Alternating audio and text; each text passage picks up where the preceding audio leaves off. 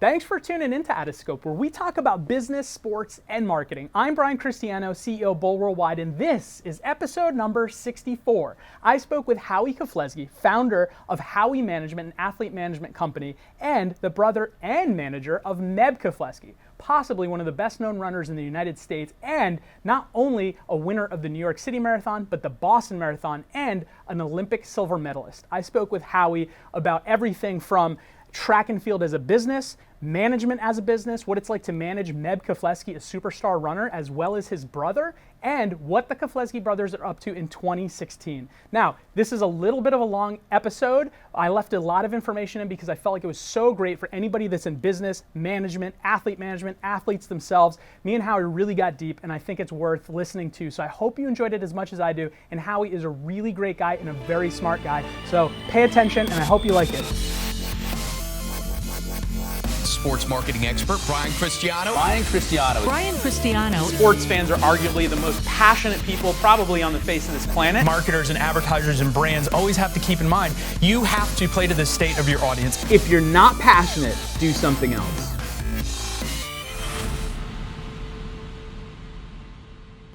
Hawi, thanks so much for coming on Atascope. I really appreciate you taking the time. Thanks for having me, Brian. Happy New Year. Happy New Year to you too. Well, very cool. You know, give me a quick little synopsis of who you are, your connection, of course, with Meb Keflezighi, and what exactly is it that you do? Well, my name is Hawi Keflezighi. Everybody calls me Hawi. Received that nickname maybe in the third grade. But I represent my brother, Meb Keflezighi, who won the New York City Marathon, the Boston Marathon, and the Olympic silver medal. That's what he's most well known for. And I started representing Meb about 10 years ago, and that started Hawi Management, and now we represent several athletes in the sport of running. That's awesome. Let's take a quick step back and tell me the difference between managing an athlete in track and field versus other professional sports like, let's say, the NBA, basketball, baseball. Well, the difference is, track and field at the professional level is more of an individual sport. Whereas in the NFL, NBA, baseball, it's team sports, major league, and pretty much some of these teams have team salaries, limitations, and every player on the team is guaranteed there's a minimum for anybody in the league, actually, not just the team. And then there's also a cap for the highest paid athlete on the team. But in track and field, there is no floor and there's no ceiling. So you can get paid as much as you can negotiate, and you can get as little, unfortunately, as a sponsor as a sponsor wants to pay you. So unfortunately, I think the fact that there is no floor is a disadvantage to the professional athletes in the sport of running. I was just going to ask, do you think that that's harder for people who may want to become a professional runner or somebody in track and field? Is there a huge divide between the people at the very front of the pack and everyone else? Absolutely. In terms of earning potential, it's a pyramid. The very top, people are getting paid well, they do well, and then unfortunately there seems like there's not the clear definition in running as there is in the major league sports of who is a professional and who's not. In running, there's a lot of people that are giving it a shot, and the difference between them and those people that are, have a good chance of making the Olympic team, there's not much of a difference distinguishing them. Whereas in the NBA or the Major League Baseball, there's the minor league, there's the major league, and there's the adult leagues. So that distinction is not as clear in running, except of course during the Olympic year and World Championship year, where you're either on the team or you're not. Yeah, I can imagine that's difficult both from a sports management perspective and for the athlete themselves. Let's take a step back. Meb Keflezighi, he is, I don't know if you want to call him the United States runner, like that's what he's known as, or the New York runner. Like he's the guy. He has such a great persona. Everybody loves him. I've seen him multiple years, cheered him on at the New York City Marathon this last year as well. Really, really great guy from what I understand and from what I've seen of him. When did you know that Meb was going to be a superstar athlete? Well, I think superstar is kind of used frequently this day and age. Yeah. Some people are given that title at a very young age. For Meb, I think he's climbed the ladder to that position slowly, but I think he set a great foundation in his career by winning an Olympic medal. And I think at some points people thought that was a fluke. 70 days later, he came back in 2004 and won second place in the New York City Marathon. And of course, when he won the New York City Marathon, I think that was when the majority of people realized, hey, this guy is the real deal. And when he did something very special, I think what the performance that helped Meb transcend the sport of running was when he won the Boston Marathon in 2014 after the tragedy of what happened in 2013. So I think for me, as Meb's brother and as his agent, I'm usually I try to stay as objective as possible because I know there's a bias in me. It's just natural because I am his brother, I am his agent. Right. But after what he did and what he did, not just for himself, but for the family, for his sponsors, for the country, in the sport of running at the Boston Marathon, I just said, you know what, I got to give credit where credit's due. And before that, I was always very soft. I didn't put Meb on a pedestal, but, I think that performance was as great as any sports performance by an individual. Yeah, that was really incredible and special to watch. It was coming from such a great guy, a humble guy, as well as the timing, of course, of the Boston Marathon the year after, just really, really special. And it was great to see Meb do that. At what point, you said you've been his agent or manager for the last 10 years. At what point did you was it both your decision for you to manage his career? How did that come about? Tell me that story. Yeah, so what happened, Brian, is I was in the second year of law school at UCLA School of Law in 2004 when Meb won the silver medal in the Olympics. And at that time, Meb had an agent that was based in Europe. Right. And he felt like he needed somebody based in the United States that could really appreciate what it meant to the running community and the kind of opportunities that could be created by, Meb being the first American to win a medal in the Olympics marathon since Frank Shorter. And Meb had a great agent beforehand, helped him get to that point in his career, but I don't know if he appreciated, not being based in the United States, if he truly appreciated the significance of what Meb had done. And so at that time, Meb was looking for somebody based in the United States, and I was in law school, so he gave me his agent contract and his Nike contract to review and just to kind of give his input. And the more I looked at it, the more I thought maybe I could help you on this. But first thing we did is just really do our due diligence and see who in the United States could represent Meb well. We had somebody identified, but just the terms we couldn't work out. And I said, Meb, it's either go with him or, we have to think of a different approach. And by that time, I just felt more and more comfortable, especially with some of the classes I was taking at UCLA School of Law. I did a sports law clinic where we did a mock negotiation in front of Mitch Kupchak, who is the general manager of the LA Lakers. Right. And I just gained a lot of confidence taking these classes, doing these clinics, and reviewing Meb's contracts. So I told Meb, hey, maybe I should represent you. And I wrote him a proposal. And Meb is very, just cautious in making decisions. He doesn't make decisions based on emotion. Mm-hmm. And we have a very, very close relationship. We always have had a close relationship, but it wasn't based on emotion. It wasn't just because I was his brother. We went back and forth, talked about the pros and cons. Probably a longest and hardest interview I went through. I think it took about 2 months of conversation before Meb made the decision. And what I say about Meb is he's slow to commit to anything, but once he commits, he's 110% committed. And that's been the case not only with me representing him, but any kind of a partnership that he joins. Yeah, I guess that says to his personality as a runner, as an athlete, you got to have that. When you're all in, your chips are all in. All in. So being a sports manager of a very talented athlete is tough enough. It's a very hard job. Working with family is also equally as hard. What was that like over the first couple of years? Was it easy for you as brothers working together? I was always very close with Meb. When Meb and I overlapped at UCLA, where I did my undergrad and Meb did his undergrad, just 1 year. And he took me under his wings and introduced me to all his teammates and his friends. And I wasn't on the track team, but I felt like an honorary member of the track team just because he kind of took me under his wings and introduced me to everybody. So I had an appreciation for the sport, and we had a great relationship as brothers.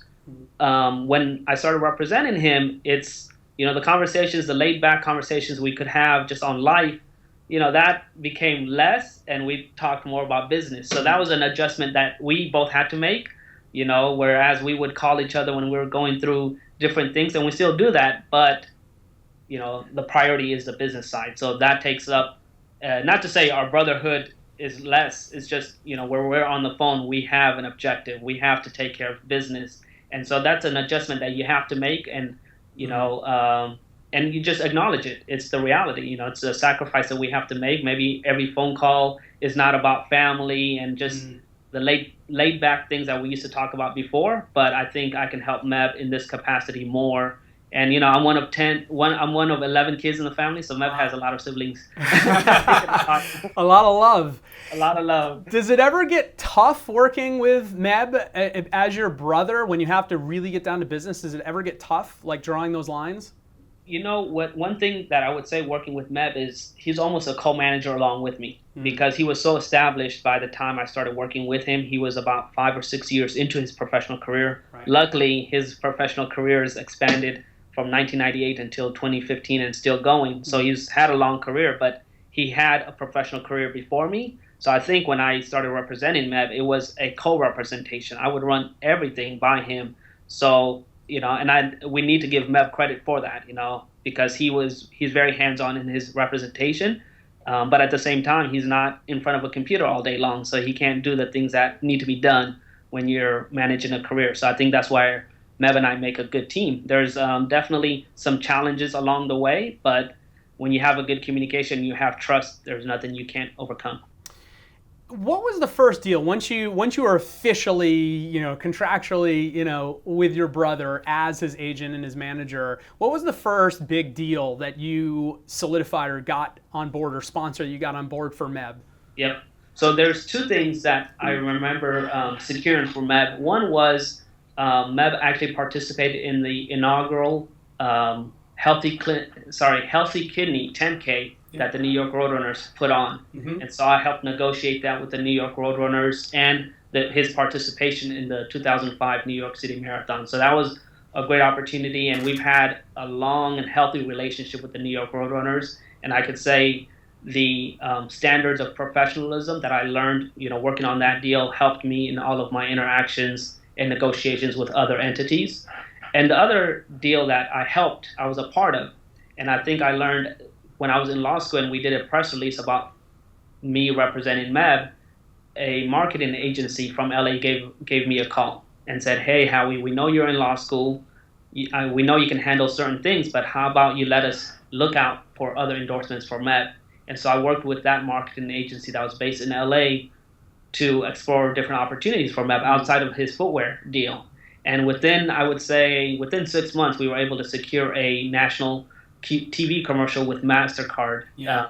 And I think that's when Meb really finally felt comfortable with the decision to hire me. I remember that one. It was a great spot. And I think that's where everyone in the general public outside of running started to really get to know who Meb was, at least from my perspective. So in, what was it, 2011, when you decided to end the relationship with Nike? What happened after you ended that relationship? What was next? How did you go about getting the next sponsor, and what was going through your mind, Meb's mind, and how did you handle that from a business perspective? Yeah, so that was a critical point in Meb's career. At that point, we only thought Meb had maybe 2, maybe 3 years left in his career. He was already in his mid 30s, and his goal was the 2012 Olympic Games. He wanted to extend his career that long and maybe retire afterwards. That was the original goal. And so when things didn't work out with Nike, we had to explore all the different options. So we did our due diligence. We approached all of the traditional running footwear companies out there, and for one reason or another, it just didn't make sense for them at that time. But luckily, Skechers came on board, and it was just, at that time, we've just built it together amazingly. I think the partnership has been great, and it's because Skechers was really, they loved and appreciated all that Meb had done before he joined Skechers, but felt like, hey, if this guy, based on all his accomplishments, still believes he can run personal best, then we're on board. So they really took not necessarily a leap of faith, but they believed Meb's words. Meb is a man of few words. He says what he means what he says. And so they were smart enough to really believe him. And within his first marathon after he joined Skechers, he ran a personal best. 70 days later, he won the U.S. Olympic trials in 2012. And, who would have thought a couple years later win in the Boston Marathon on such a epic moment. Yeah, absolutely. It's really set up his personal brand into a great position over the last handful of years. And as far as the general public is concerned, I'm concerned, Meb really comes across as this really honest, natural, down-to-earth guy. How much of that is part of you telling that narrative and that story and getting his persona out to the public, and how much of that is just what we pick up on as natural Meb? Yeah. So with Meb, sometimes I get a lot of credit and people say, oh, Howie, you've done such great things with Meb's career.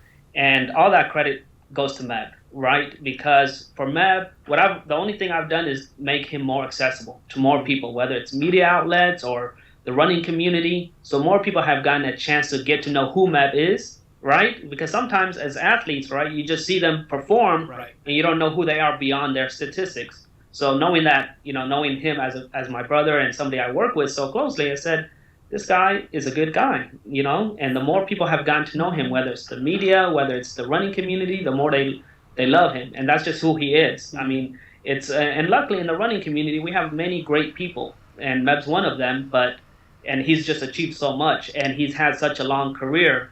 There's been a chance to get to know him through many Olympic cycles, and obviously running the New York City Marathon and running the Boston Marathon. Even those years that Meb didn't win those races, he was so consistent. He was constantly in the top 3, top 5, and that has given him a lot of exposure throughout the year. So I think it's who Meb is, but I've facilitated the access to Meb so that he can shine. He does what he does well, and that's just be himself. So it's a matter of amplifying his real personality, making sure that comes across in the media and in marketing. Yes, exactly.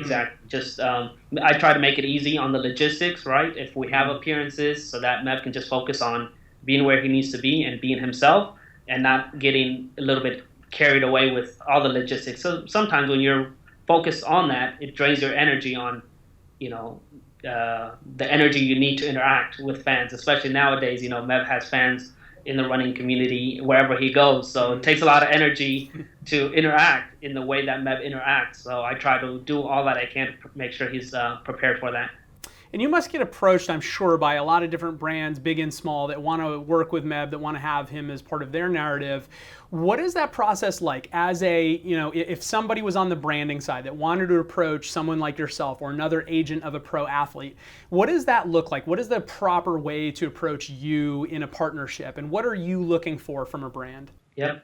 So the system that we use is, we do get approached a lot, whether it's at events or via Meb's website.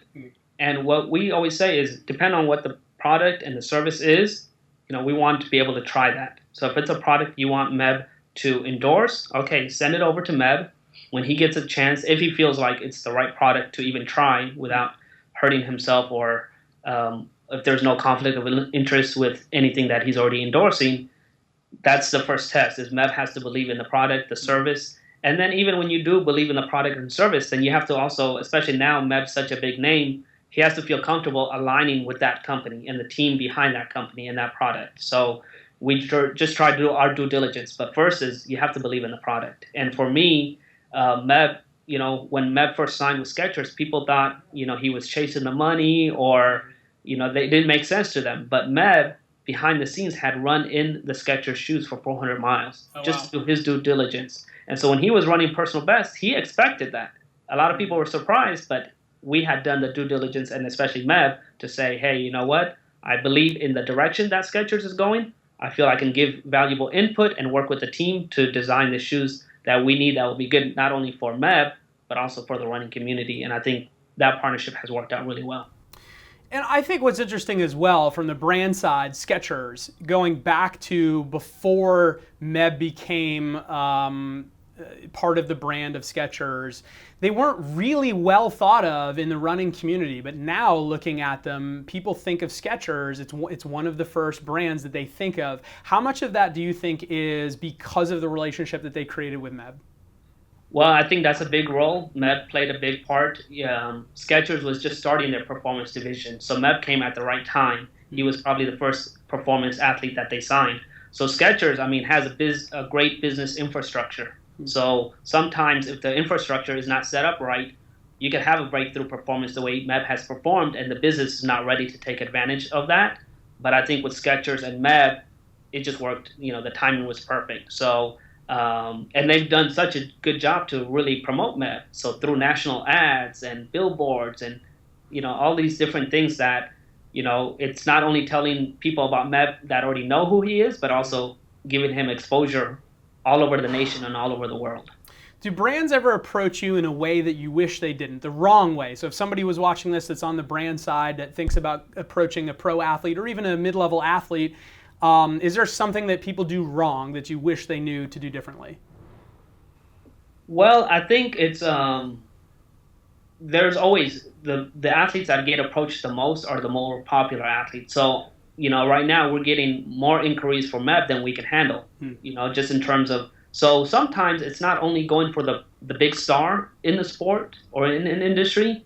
I always say it's about quality, not quantity. So I would like it more if brands looked with a little bit more research, or would work with somebody like me to say, all right, let's identify somebody that really fits this brand well. And a lot of times brands and brand representatives sometimes are looking for the biggest name, the biggest social media following.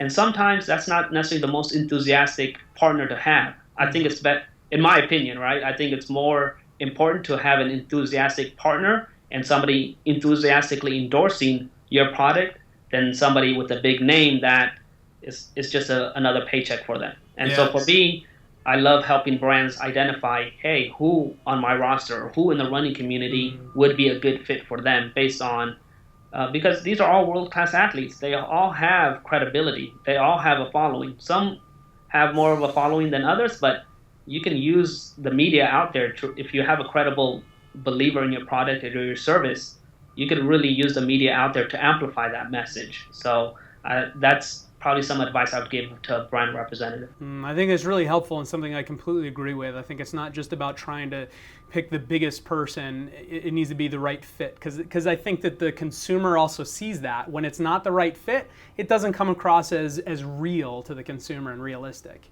Yep. From the opposite side, as somebody who didn't necessarily start their career looking to be an agent or a sports manager, athlete manager, what would you tell somebody who might be looking on that career path or might be has some smaller athletes looking to grow? What's something that you, like the best thing that you've learned over the years that you wish you knew when you started originally? Yeah, for me, I never thought about starting my own business. If I had it my way, I would have, joined a bigger agency and try to work my way up. Luckily I was able to find a great opportunity with Meb. And, it would have been crazy not to take advantage of that opportunity. But a lot of people ask me about starting their own agencies, and, it works in some cases. If you have a star client, a relationship, and you have the education and the confidence, you can put the right people around you to do a good job. But a lot of times getting that star client, whether it's in running or other sports, is very tough to do. So what I would recommend is, join a bigger agency in some way, whether it's an internship to start off with, or as a full-time job, because you learn the ropes and you learn it on somebody else's dime at the end of the day. And so I wish I had an opportunity to have a mentor in the business that I could grow with. Luckily, I've had a lot of great people around the sport, in the sport, that I've been around with, whether it's Coach Bob Larson, Meb, who I mentioned to you. He had a professional career before I started representing him. I try to pick the brains of a lot of people that have been around the sport for a long time. So getting a mentor, I think that's the bottom line. Whether you do it as an intern, whether you do it as an employee, or whether you just shadow somebody that is involved in the industry you want to get into. Getting the experience that you need. Okay, and last one here.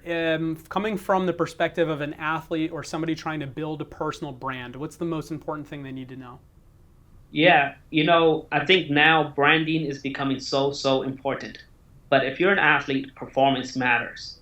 If you have the performances, I think everything else can be built around that. Branding, opportunities, social media. But at the end of the day, you can't compromise your performance, because your performance is a objective way of determining your value to a certain extent. And then I think everything else is gravy. It's frosting on the cake. But focus on the performance. I think if you align yourself with the right people and you focus on your performance, I think everything else will take care of itself. Makes a lot of sense. What should we look out for from you, and what should we look out for Meb in 2016? Well, in 2016 for Meb, he's trying to make his 4th Olympic team. So the Olympic trials will be on February 13th in LA. And for Hawi Management, I'm finally expanding my agency. I've had a lot of success with Meb, and I want to utilize that experience, that knowledge, and that network to help more athletes in the sport of running. So last year I started working with Leo Manzano and had a lot of success with him. And I've brought on somebody to help me on my team, and I'm expanding the agency. So I'm very excited, and I think I'll have some exciting news in 2016. Fantastic. Well, Hawi, congratulations to you. Congrats to Meb. You both are really awesome guys, and excited to see how the Olympic trials go. We'll be watching that, and I know everybody else will too. All right. Thank you so much, Brian. Really appreciate your time and having me. Thanks for tuning into episode 64. I hope you liked this interview as much as I did. Hawi is a really great, super smart individual, as nice as his brother Meb, and I'm really looking forward to seeing how Meb does in the Olympic trials. I'm sure he's going to crush it, and it's going to be really awesome to watch. Anyway, if you like this episode, please make sure to subscribe on YouTube and to share and comment, because the more people that get involved in the community, the better the content is going to continue to get. Thank you so much for watching.